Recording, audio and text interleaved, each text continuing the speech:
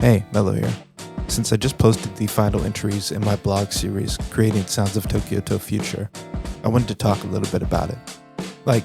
If you've been watching my posting schedule at all, you know it's been rough and tumble. Between March 3rd, 2022 and January 19th, 2023, I didn't post any of these. And I didn't want to come back to them until they were all done, and I wasn't racing against the clock to finish them by the next posting date. But now they're all out, because I dropped 8 of them in 2 weeks. It does feel like this complete thing and a release of its own, so I didn't want to let the moment pass without discussing it and giving it a short video. This is the most I've ever talked about how I make music. I know that because it was exhausting. It was exhaustive and exhausting. It was me trying to explain what you hear from an understandable perspective, but without leaving out technical details if that's what you were there for. I basically tried to make the thing I want when I listen to the music of the artists I love. A discussion of what you were hearing, what it is made up of, why I did it this way, and who I was inspired by. Sharing my inspirations is probably the most fun part because there's a chance I could lead someone to a musical discovery they wouldn't have made otherwise. I created these blog posts to be read while listening to my songs, and included timestamps throughout for when certain things that I'll discuss happened. I want you to be really there with me, doing deep listening and distinguishing the parts I'm talking about. There are links to inspirations and visual material. Each entry even ends with a blown-up image of my mixing view in Ableton Live, my program, as I was finalizing each of the songs. I really tried to put as much detail as I could in these and not get tired of diving deep or hold back anything.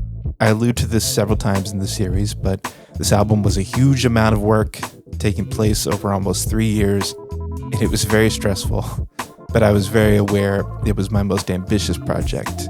It feels necessary to see it off, to work it all out on the page, and that's what I've done here.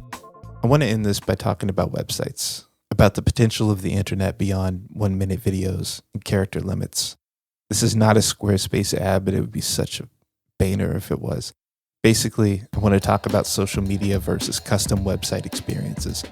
In 2020, I was struggling to think of reasons why a website was still necessary for me. In 2023, I've done a complete 180 and now think a website along with a mailing list and independent store are completely necessary. The acquisition of Bandcamp by Epic made me make my store. Social media and the algorithm are making it so hard to get seen that I got my mailing list and blog. And I just wanted to say, if you're serious about making stuff online and you're able to get these things, I would start building them up. The internet is really fickle, and I feel that the more you can control and own what you put out there, the better. You don't own your social media numbers, you can't control who sees it, but what you can do is give people another option. And I think the more people who do that, the quicker the tide will shift towards the internet feeling like ours again. And the more there will be a space away from these things we've all been routed into. Anyway, I just wanted to make this case for my blog and for blogs in general, I guess. If you're interested in my music, I hope you'll settle in, grab a favorite beverage, and take some time reading about and listening to this album again. I really appreciate you all, and I'm looking forward to sharing several new songs in 2023. Until next time.